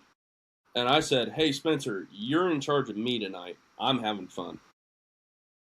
Because this was like I don't think it was our first time playing in Texas, but it was like our first time at like a big show in Texas. And I was like, it's Amarillo. I love this town. I know where to have fun at in this town. We're having fun here tonight. But I came off stage, and I was just having fun with these boys like crazy. And they said, you got a $100 bar tab. I said, Spencer, you're in control. You're in charge. And I don't remember if he passed the buck off to Jonah, who was our drummer at the time, or not. But somebody caught me right after that and said, hey, you want to do shots? And I proceeded to have about 8 or 10 tequila shots. I had roughly 4 Apple Crown shots, and I had about 4 Lone Star Lights, which is my beer of choice if I had an option from anywhere in the nation. And there might have been a couple more in there that I am a little forgetful on. But, what? Randy Rogers wrote a great song about when this stuff starts happening, when you start taking them tequila shots, and it's called Fuzzy. And that's kind of just what happens. Well, so Jonah and I were at the back while the Stray Sons they're close to finishing up their set. I was so drunk. We went and bought, this is Halloween time, this October. We had went and bought a dummy at the Halloween store and dressed him up in overalls or something like that. We put a mask on him, might have been coveralls, and we put a mask on him and we put him on stage. He was our dummy on stage. And I got so drunk when they played Tennessee Whiskey, I went up and I danced with the dummy. And legs were just swaying. I didn't give a fuck. I was like, I ain't got to sing the rest of the night. I'm belting this motherfucker. And so I can find it. There's a video out there somewhere of me dancing with this fucking dummy. Not too long after that, this is very far into my drinking, Jonah was like, hey, let's go back here and chill down a little bit. And I was like, all right, whatever. A lady comes up to me and they go, hey, I want your shirt. And I said, okay, great. Let's go over to the merch booth. And she stopped me. She put her hand on my chest. And she stopped me. She goes, no. I want that shirt. The one I was wearing. And I was like, okay. And she goes, how much? And I said, I don't know. $20 sound fair? And it wasn't a lady. It was her boyfriend. He came over and goes, my girlfriend wants this. Her sister or something, some form of relation that was female. The reason why I'm not sure exactly what it is because later on in the night, Spencer went home with her and tried getting my shirt back. So listen, so in the middle of the bar, I took my shirt off. They gave me $20. I shoved it in my pocket. Jonah pulled it back out as we went over to the merch booth because he ran over there and he goes, you motherfucker, and found one of my shirts with my name on it. This is important for the story. With my name on it and put it on me. He goes, don't be going around fucking topless. Your tits are out, bud. Get it together. So we finished playing pool. He went and put the $20 in the merch bag. And we get done. We're doing all this. I'm still drinking. We're having fun. And they're like, hey, let's go to IHOP. And I was like, okay, where's IHOP? I'm not driving. I'm not responsible. So we go to IHOP, which is only like 3 or 4 blocks away from Hoots. And we pull in. They pull in behind us. They put us in the back room there in IHOP. And we're the first table. And then a second table comes in. And then a third table of they were Mexican. I don't want to sound judgy just because I'm white. I don't judge anybody. Best friend's black, so but they were, and they're at the third table. So us three big parties were banished to the back room. And I am so drunk. It's not funny. We order our food and everything. We're laughing, having a good time. I go throw up in the bathroom. I come back out. After I came back out, the girl that had bought my shirt, or the dude that had bought my shirt, they were sitting at the table with us, and I'm thinking, the gears are not turning real hard. But I was like, how'd you people get here? I don't even know you. And I'm just like, all right, whatever. And somebody goes, it's her birthday. So we got to sing happy birthday. I got the video somewhere. He gets up, and he had just started wearing coveralls, whatever they are, like 2 months beforehand. So that's all he wore to show. There's no shirt. I think he had underwear on. I never verified. And he gets up and he starts like undoing his overalls and serenading this lady like he's some Italian that was just getting all up in it. And he's singing her happy birthday for all he's worth. And we're doing shots of syrup. I mean, I don't know what was going on. And we get done, and the other table that got their second was like, hey, we got a birthday. So we started all over again. And as soon as we got done with that one, the third table goes, hey, we got a birthday down here too. And so we sang happy birthday 3 times. That fucking place was rocking. I guarantee it. I'm over here. I'm against the wall. There's a full table to my left. I'm against the wall. I'm just going to town on this Super Slammer or whatever the hell it was called. And I get my eggs, sausage, hash browns down. I'm like, I feel pretty good about myself right now. And we get done talking, laughing and everything. We go to leave. And that second table, as we're leaving, they go, hey, what were you guys doing in town tonight? And I was like, oh, we just got done playing a show up at Hoots. And they're like, oh, you have a band? And I said, yeah. And one guy goes, where are you guys from? And I was like, we're from Kansas.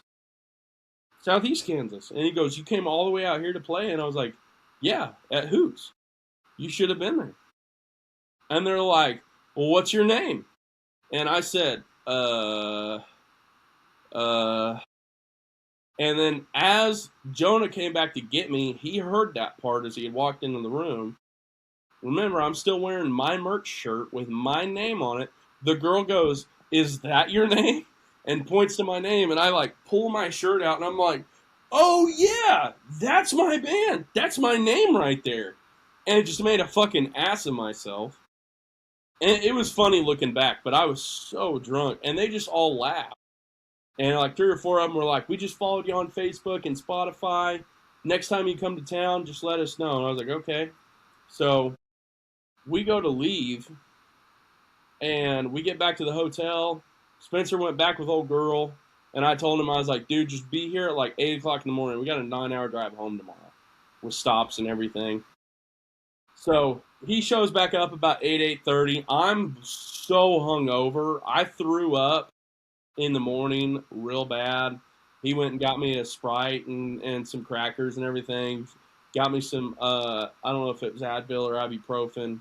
Made my head feel better. And I told the guys as we left, I was like, I don't care where we eat. The 3 of you can decide. But we just got to hit the road. We can eat anywhere you want. Let's just get on the road. And so we're talking about it the whole way out to the van. And we get in the van and we're going down the highway. And somebody says one thing. And they're like, I don't want to eat that. And somebody says another. And like, we got that at home. And somebody says another. And it's like, I don't want to eat that either. And Spencer sees Cajun. He goes, Cajun restaurant. We're getting some Cajun today. And before I can say, hell yeah, let's do it, because I love Cajun food too, got the taste buds of a toddler. He's like, I don't want to eat there. They ain't got nothing I like. Before I could say, buddy, they have a kids menu. You'll be okay. Spencer was just like, fine, fuck it. I don't give a fuck. We're going down this lane, because he was driving, and we just ate like a church's chicken. And I was like, I am like squirrel, shiny object. Like, I'm forgetting about it. We're going on. I'm like, I'm getting chicken. All right, let's get chicken. I'm happy. We're going to stop by the donut shop, get a cherry donut, and hit the road. We get on the road, and like an hour in, I say something to him, and he snaps at me. And I was like, whoa, bud, I'm just trying to tell you about this. I was like, I don't need your fucking attitude. I don't know what I did to you. And he's like, I'm sorry. Thumbs down. And we get another 2-3 hours down the road and stop somewhere. And he's pissed off again. And I was like, what is going on? And it was the same thing the next 3 hours down the road. About the time we got home. And he didn't really say bye to anybody.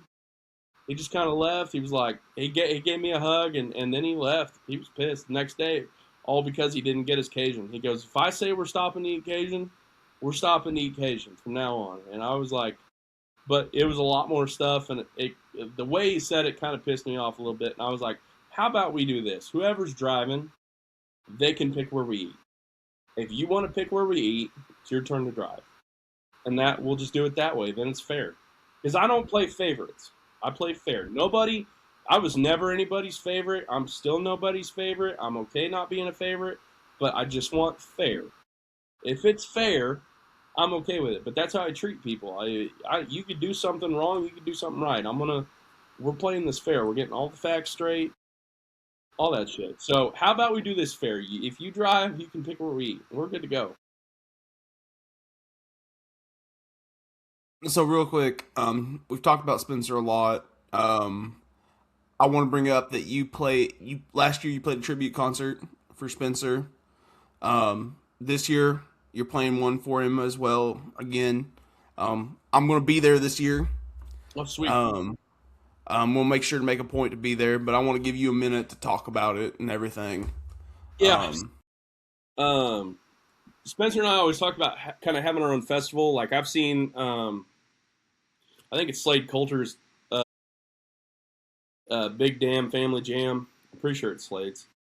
So we always talk about having this, and he passed away the first weekend in October in 2024. And in the spring of 2025, we were like, hey, this would be the perfect time to just start this. We talked about it for 2 years. Let's get our friends that I'd recorded a song for Spencer that was kind of like an in memory of him kind of thing.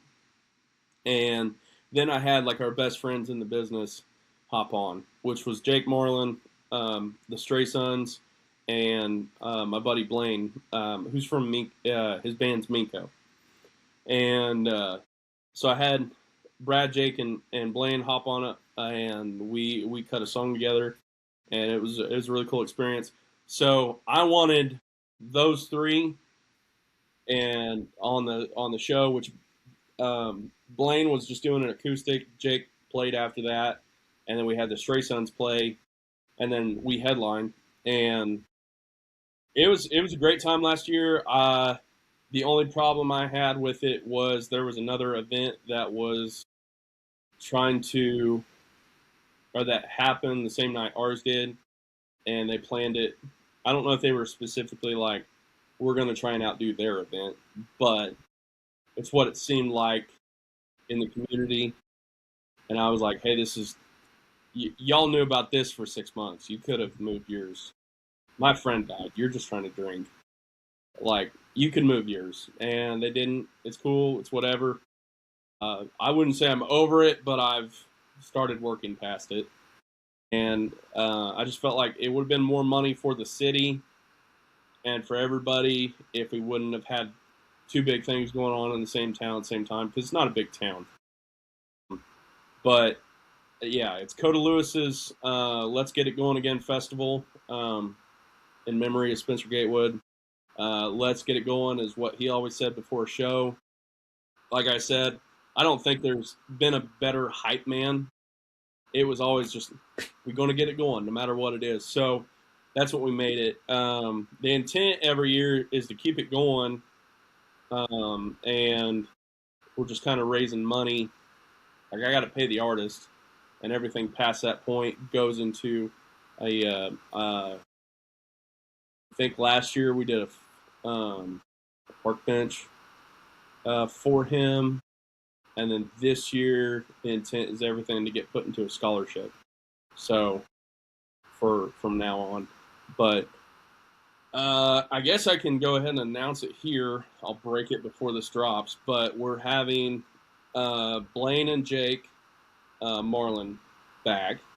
And then Chrislyn Arthurs, her band, is going to come play. We're having Jeremy Phillips in the Ozark Grunge. We're having the Stray Sons back again, and then Jake Slay, and then us. So I got to break it up just a little bit differently this year because we're having more people. But these are friends I've made in the business. These are people I like. These are people I listen to their music. So, Well, for starters, I mean, Chryslin Arthur's released a great album this year, Honky Tonk PhD. If it's you haven't listened to that album, please go listen to that album. It is, as Kendall described it, Miranda Lambert, Carrie Underwood, early 2000s peak country music. And that's the best way to describe it. I would agree with that. Jeremy Phillips is one of my favorite artists. I can't deny it. I love Jeremy Phillips. He's a great dude. He's great. Ozark Breakdown is probably my number one song of the summer right now. Rock Bottom is amazing. And you know about those piece of shit styrofoam coolers, what we think about them. But no, I was this the same falls the same weekend as Dalton Defenders Day, here in Coffeyville, and Kendall and I have been talking about wanting to do something for Dalton Defenders Day. However, this year we're gonna put it off. That's gonna be a problem for another year. And I'm just gonna go ahead. I'm gonna commit us to it. I don't know how we're gonna do it, but we're gonna pull it off. Western Grunge Tape Deck wants to help out this year. So we will be there. If we're gonna put our logo on something, I'll send you some money. We'll figure out the logistics of it later. But for me to be able to give back to my community, especially being here in southeastern Kansas, it feels very important. So we'll figure that out at a later date. But Western Grunge wants to be a part of it this year. Hell yeah, So, we appreciate it. So if you're listening to this, you made it this far in this episode, put it on your calendar because you're not going to find a better festival in October than Kota Lewis and the Flyers, Jeremy Phillips, and Chryslin Arthurs and the Stray Sons. Jake Slay. And Jake Slay, I mean, that's a hell of a damn festival. I don't know what Kota's going to charge at the gate for it, but fuck, I mean, it's going to be worth every penny of it. My biggest problem is, everybody talks about how they played to one person in a room. Like ZZ Top had their documentary on Netflix where they played to one dude. They opened up the curtain. They played to one dude the whole night, bought him a Coke and everything. And we've had 2 shows like that. One was in Deepwater, Missouri, and we played to the bartender, which I never count a bartender in attendance. They kind of have to be there. And one dude, he's seen our advertisement and drove 20 minutes up the road, and he goes, I seen your stuff. I liked your look. I liked your sound. I just had to come see it for myself. And I was like, dude, I sure appreciate it. We bought him a couple beers. He drank for free for the night. And it was a weird night to begin with. And it kind of happens that way. But the other time we played for one person was in Wichita Falls, and that Monday before the show, I get a call from the venue owner, or a text, saying, hey, I forgot. This is a big dance hall. They got a big room and a small room. Hey, I forgot we had something else booked. They told me it's just a party. And I said, okay. Are they going to be in the big room or small room? And they're like, I'm going to put you in the small room. They're going to be in the big room. And I was like, okay, that's totally fine. Not worried about this. If it's just I'm thinking birthday party. That's what I'm thinking. I was like, okay, well, we're still advertising. As long as we're still getting paid so I can show up and pay my guys, I'm good with that. So we get there, and Jake Marlin comes out with us this weekend. And I should have known it was going to be a story from the get-go, because as soon as we picked him up, that dirty, rotten motherfucker said the magic words. What could go wrong? And it was just one of them weekends. Windshield wipers completely went out, so we bought Rain-X. We were driving into storms and tornadoes in Texas. We get down there, and we walk in the door, And I didn't see it, but my drummer just happened to get real curious and go, huh, what's on the weekly events? And gets down to Saturday. And it said drag show and Kota Lewis and the Flyers. And I was like, huh? And he came up to me and he was like, did you fucking know about this? What are we doing? And I said, what are you talking about? And he goes, come here. And I go over and look at it. And I turn around and look at one of the bartenders and I said, what's going on tonight? And she goes, oh, we had booked a drag show and you guys on the same night. And I was like, what? Okay, this is cool. We can make this happen. Maybe there'll be some overlap. That's totally okay. So I told them, I said, don't tell Spencer. I want him to find this out for himself. So we didn't tell Spencer. We get everything set up. And we're sitting out in the van kind of waiting for like an actual sound check to start. And a person that looked like a dude from here down, that was like a really small dude, came walking up. But from here up, full makeup done. No hair. What did I walk into? I'm confused. Full makeup. And Spencer starts looking like a meerkat. He's like, what? What's going on? And he don't really care about like your sexual preferences because he's got a couple uncles that are gay and he's got some aunts that are gay. It's cool. We played their benefit shows. I'm all about it. If you want to sleep with whoever you want to sleep with, frankly, I don't care. The government should not be in your bed, people. Shout out Kendall's in here now. I think whatever you want to do with your life, if you're happy, you know, it might not be a choice I agree with, but it's your life. You go live it. I ain't gotta pay your bills. I ain't gotta sleep in your bed. Do whatever the fuck you want to do. I'm gonna do my thing, which is what I want to do, and then you do your thing. And That's then some libertarian shit. We'll be happy. If we can do that, we'll be happy. Southeast Kansas boy, libertarian bullshit. That's what we're on. Sorry. I tell everybody I want the gays to be able to smoke their weed and shoot their gun. He says the same thing. He says, let the trans people protect their marijuana fields with weapons. I just don't care. And I want everybody to be comfortable is my big thing. So peace and love. That's the big message of the world. And so anyways, but Spencer was like, you're either like a dude or you're a chick. Like, you can do whatever you want, but you're this or you're this. And what do you mean you're just dressing up as a girl for fun? Because in his head, he's like, I can't wrap around it. And I'm just like, I don't even care. So he's just kind of freaking out. And he was like, I'm not. Again, he only performs in overalls. Sometimes didn't wear underwear. And he's like, I'm not wearing it tonight. He's like, I'm wearing my button-up shirt and my camo pants. And I said, the fuck you are? I said, you got to look.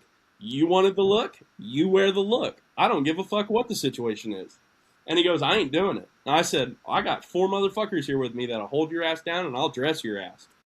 And so he was like, whatever the fuck. I ain't doing this. And I was like, you're doing it. I don't care. So we go through sound check, set it up. We go back to the hotel, get ready. He's still like, what is going on tonight? I blame Jake Marlin. So we go back. Jake plays his set to the 4 of us and 1 person at the bar and a bartender. Everybody for the drag show starts showing up. And about halfway through Jake's set, you hear strip club music going crazy, bro. I mean, going crazy. So I was like, what is going on? All right, whatever. It's cool. I don't know what to do. I'm just in a place of I just don't know what to do. You've never been to a drag show? I've never been to a drag show. See, this is the difference between coming from a city and coming from somewhere rural. I love the drag bar. It's my favorite bar. Everyone bought me drinks all the time, and they would call me. They'd be like, you're so cute. I loved it, and it was so fun. They would dance to Lana Del Rey. So I was like, well, this is my environment. Like, I'd much rather be here than Jason Aldean's. And Give me a minute. We were talking about that earlier. Please be careful. I like Jason. I do. I really do. well, I'd much rather be here than Kid Rock's. That's fine. I'm not going to defend Kid Rock. His bar is shit. No, I'm speaking specifically of the honky tonks on Broadway. That's fair. So we play the show. So we get up there, turn the guitars on, and we play our show to one person the whole night. And about halfway through the show, Jake comes up to me, and we're just having fun with it at this point because it's a glorified practice. We're entertaining one person. Turns out that one person, her husband was in watching the drag show, I think. Something, I don't know. I know their significant other was somewhere in that other room. Love. So, no judge. Good for them. Good for them. He came in and he goes, hey, they're having some issues with their equipment. I said, well, I got some extra mics. Take them in there. We come back in, or Jake comes back in, and we bust into Purple Rain for some reason. It was storming outside real bad, and I was like, this just kind of feels perfect, but we're still putting on a show. It was fun. It was the moment. We're having fun with it. We get done with our set, and I was like, all right, well, we got to wait to get our equipment back. I'm not leaving without our equipment. So we load up our stuff, and we're just waiting on them to get done. But we go in there. Well, it was Jake's birthday that week. Oh, that's good money. So we go in there, and this dance hall was fucking huge. Big-ass wooden floor, 2,200 capacity. And Spencer, they had like a sidebar in the big room. Spencer's over at the far end of that. He's like, I'm fucking eating my cheeseburger, and y'all stay the fuck away from me. I was like, okay, cool, whatever. I'm at the point now where I'm like, I drove 6.5 hours to play to one person. What cities is based in? Wichita Falls. Okay, Texas. Oh, yeah, Wichita Falls, yes. Yeah, Texas. Okay. I'm learning my geography around here. South a lot. So I was like, I drove 6.5 hours to play to one person. I still got paid, but like I wanted to play to more people. So I'm going to find a way to have fun. Yes. Jake's having fun. We're just having fun. Well, so Nick, my guitarist, and I, Joe went to the van, passed out because he played 3 nights in a row and 3 different bands, 3 different places. He was tired, and I was like, cool, you go sleep. We're going to party. So Nick and Jake and I get up on the rail. So we're on the sideline, basically, cheering on these people, doing their thing. And this real pretty girl named Kyle was like, hey, we got any birthdays in the house? And so Nick and I go crazy, and we're like, it's Jake's birthday. Pointing at him. And he goes out, and this person that was dressed like Cher comes up and treats him like a stripper pole. And after that, we sang happy birthday to Jake. And then after that, Kyle was like, pick one of these prizes off our prize table. That's like a great birthday. We'd been cheering on these people. We got cussed out. There was one girl in the whole group, and she thought we were making fun. We weren't making fun. We were trying to like include ourselves in the fun because we understand what it's like as entertainers to like fight for the attention and want people to be here and want people to enjoy what we're doing. We get it more than anybody. I don't even know why the fuck she was involved in the drag show because she was an actual woman and she shouldn't have been in there. My personal. Well, there is drag kings, but was she dressed as a man or no? Okay, well, yeah. It wasn't that time. She did not deserve to be in there. I will die on that hill. I will die on that hill. So Kyle's like, hey, pick one of these prizes off the prize table. And Jake was trying to be funny, and it was a decision between an 18-inch, real big, black, double-sided dildo or a hand-blown glass butt plug. And so he went with the butt plug. And then hand-blown glass. He brings it over to me, and he goes, this is for Marge. If anybody doesn't know who Marge is our van that we actually bought off of Jake Marlin. And it came with a silicone cup, so you can stick it to the side of your wall or whatever.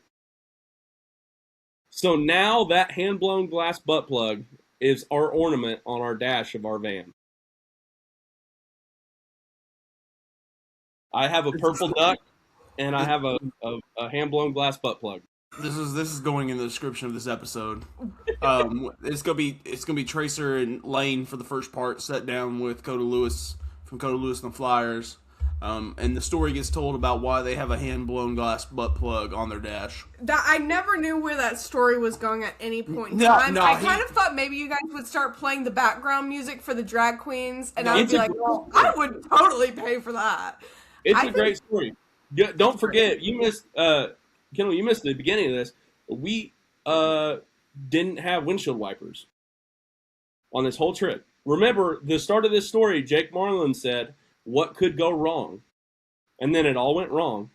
As we're driving back up to Tulsa, halfway, or it's probably 16 miles from Stroud, which is your first turnoff past OKC, that you can kind of get off the interstate, our serpentine belt broke. And I had a spare, thankfully, because this isn't the first time it happened. We limped it down the road to Chandler, I believe it was, to the O'Reillys, and we got us a brand new serpentine belt, put it on. They pantsed me on the side of the interstate, and then we got this photo, which I will pull up. I searched at O'Reilly's for that part for your truck. We had to order it from what, fucking Iowa? Fucking Iowa. Or Nebraska or some shit. Fucking Iowa sent me the only four-wheel drive module left for that truck. This was us on the side of the interstate. That's me, that's Spencer, and that's Jake Marlin's ass. I was about to say, whose butt am I looking at? I did not expect it. I've seen more ass on this podcast than I did on Love Island tonight. Like, what the fuck? Hey, so we lost our windshield wipers. We drove into storms and tornadoes. We played. We competed in the same building with the drag show for attention. Yeah, you're not gonna win that. Got a hand-blown glass butt plug. On the way home, our serpentine belt broke, and then we went to the Merc and enjoyed bluegrass brunch for a little bit. After that, I dropped the guys off. As soon as I dropped them off, fucking just rainstorm tsunami.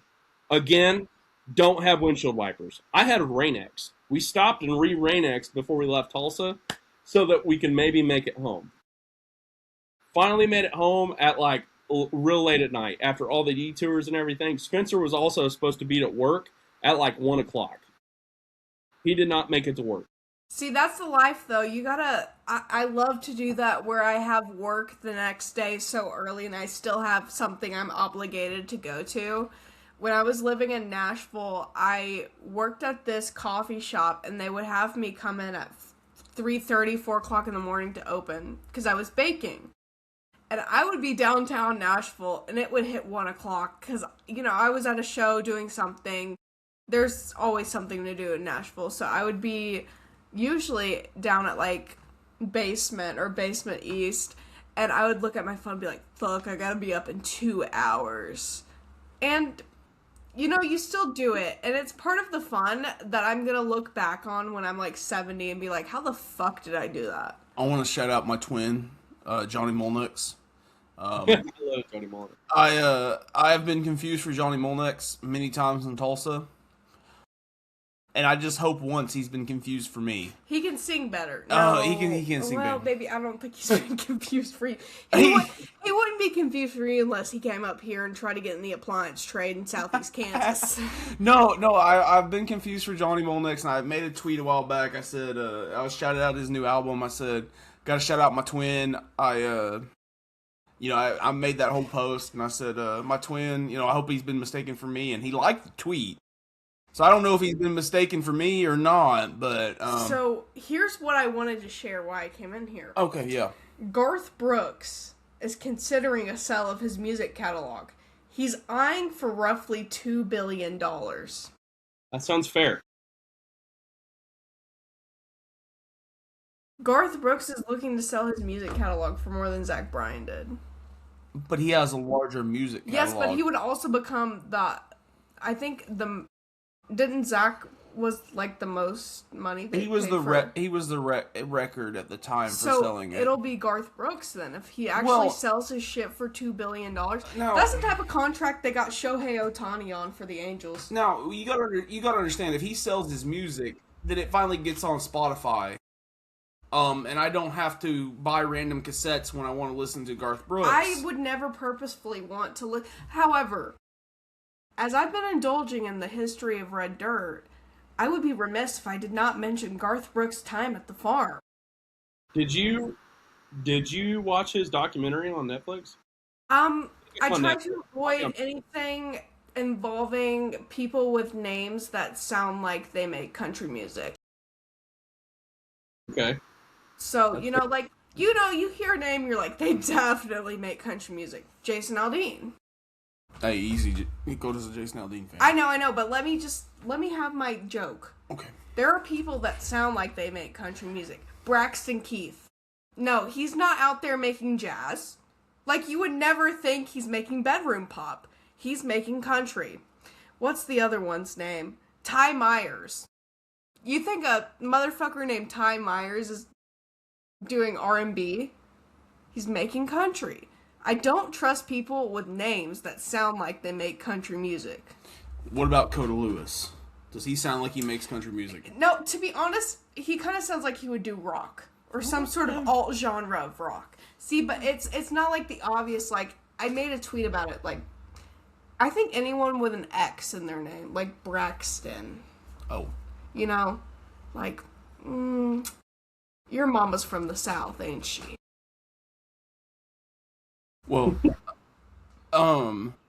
man, I wouldn't say we don't really fit anywhere, like I said earlier, but if you played the same song to 10 different people, you're gonna get one of two answers, but not all of them are gonna agree, for sure. Because if you're a country fan, you're gonna hear my music and you're gonna go, that's a rock band.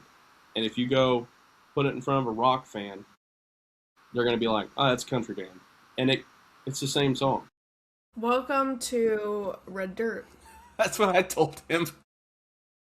And I've been talking to John Cooper from the Red Dirt Rangers a lot about this and the fact that none of them considered themselves to make country music. They all were like, we're making rock music. We just dress kind of westerny and are from Oklahoma, so they tell us we're a country band.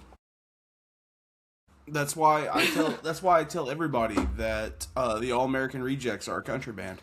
If the All American Rejects would have came on stage with a fucking cowboy hat and like put on an accent a little bit more, they would have been considered Red Dirt. Yeah, I would agree with that. 100% they would have been considered Red Dirt. Like, they would be right up there next to Ragweed. Well, it comes to a point, and I have fought this point so much I'm sick of it.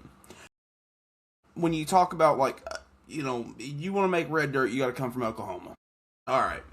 Ish. There are exceptions. BJ Barham. We discussed this a little bit earlier. But the Bronx. They always hit me with Zach Bryan. They're like, well, Zach Bryan's from Oklahoma. And I'm like, Zach Bryan is a singer-songwriter. That's the epitome of Red Dirt, you motherfucker. He is Red Dirt at his core, but also at the same time, he's a singer-songwriter. He's out there doing Bruce Springsteen shit. Like, that's Woody Guthrie if he joined a frat. I don't know what to tell you. It is so singer-songwriter, and that's what I talk about when I posted about how songwriting, I think, is the big emphasis of Red Dirt, and somebody was like, well, songwriting is important in all genres. I'm like... Hey, Luke Ryan would disagree with you, alright? Man. Wake up, hunt, tree, fish, truck, beer, I don't know. Yeah, that song... Well, it means... That song's very... like special to me. It means a lot. I really resonate with the lyrics, and I think about my time when I would wake up, hunt, climb tree, 18, fish, beer. I think back. It really makes me emotional. I think back, and this is me reminiscing, and it feels like I'm not even reminiscing that far, but clip that, editor. To Lee Bryce this year. Lee Burgers? Lee Burgers during the during the alternative halftime show. We're not going to discuss that. I just want to catch my fish. Fuck my truck. It was like I listened to that, and I was like, brother, I know that you think the political climate is so bad right now, and I understand that, but nobody's stopping you. Like, nobody is trying. Like, out of everything that's going on in the world right now, there is nobody going, brother, you can't fish. They're just saying you have to have a license, which is bullshit. I think that's one thing I will say. I don't hunt, but I love to fish, and I have never owned a fishing license. Fuck you, wildlife people. Come get me, bitch. I'm obviously joking. But why should you have to have a license to fish? This is not the podcast for that. I'm sorry. Do I sound crazy, or like should the government not be able to tell you what you can't do? We agree with you, but this is the music podcast. Yeah. No. I don't disagree with that point, but we're getting into wake up, hunt, fish, beer, tree. Hey, so I'm gonna change the subject. I'm gonna say the subject real quick.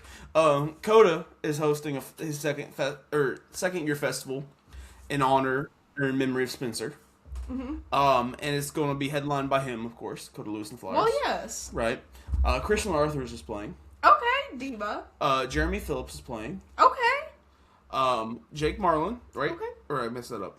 No, yeah, he'll be there. Jake Marlin, the Stray Sons, and so as our merch lady, in charge of the merch. Yeah, you. We need to make some money. Because Western Grunge wants to sponsor the stage this year. Okay, well, who said I'm merch lady? However, I did ordered some koozies, and they're coming Monday. But they're only for me. They're not Western Grunge tape deck merch. But what I'm saying is we need to get some. He's got the Western Grunge. I have that sticker. Yes. No, Tracer, you don't get it though. I have Broken Siggy's merch coming. She does have. I love that. Oh, I love that. No one here knows I know Broken Siggy's on Twitter. But what I'm saying is we need to come up with some money because I want to sponsor the stage. I would love to do that. Should we start what's it called when people are racist and they ask for money on that one platform where you can just ask for whatever you want? It's not GoFundMe. It's the one where you can ask for whatever you want. Politics? Politics? No. So GoFundMe is supposed to be used for serious shit. There's this other website that you can use it for anything. I forget what it's called. Anyways, we just need a crowdfund. So anyways, what I was getting at was Western Grunge has a merch line coming out, hopefully soon. Do we? As soon as you get on it. I've made all the designs. I need your credit card number. Yeah, get with it. No, don't take it out right now. Put it away. We're in enough debt. Stop. Credit card debt's not real. Anyways, my hope is that this year Western Grunge will be able to at least help sponsor the stage this year. And we will be there. We will market pro bono too. Obviously, I mean, duh. Appreciate it. It's much appreciated.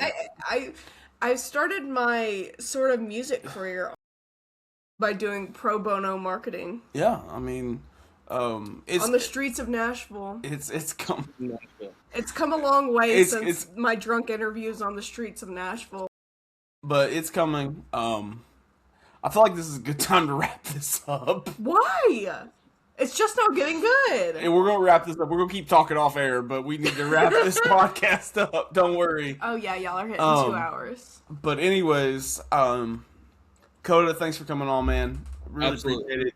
It's been a long time coming. It's great to sit down and talk with another Southeast Kansas boy that's out there trying to make music, making music, Montgomery doing his thing. County represent. I don't know. No, he's Labette County.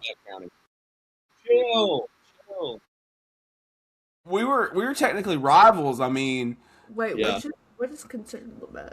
Labette, Edna, Labette, Parsons, Altamont, Cherryville, Edna, Bartlett.